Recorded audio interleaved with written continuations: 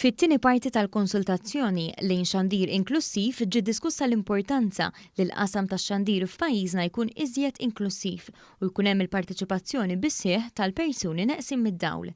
Matul din id-diskussjoni l-Ministru fih dan l-Uffiċċju tal-Prim Ministru Carmelo Abela saħaq li jeħtieġ li l-programmi li jkunu mxandra fuq l-istazzjonijiet nazzjonali jaslu għand kulħadd, inkluż il-persuni b'diżabilità li kienu mċaħda mill-bqija tas-soċjetà fil-passat. Saħaq li qed tkun esplorata l-possibilità li artikli li jitilgħu fuq siti online jinkludu l-awdjo biex persuna nieqsa mid-dawl tkun tista' segwi xorta waħda.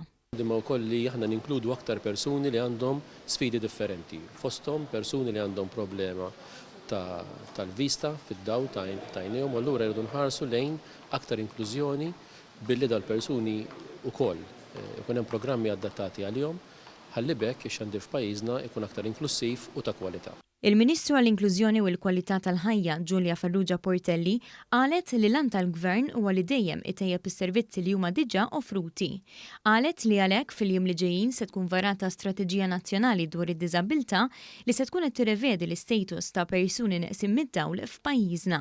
Nemnu li dan it-tip ta' dialogu huwa importanti u allura l-punti li ħarġu minn din il-konferenza tal-lum se jkunu ta' pedament importanti għal riformi li jkun hemm meħtieġa fi żmien li ġej.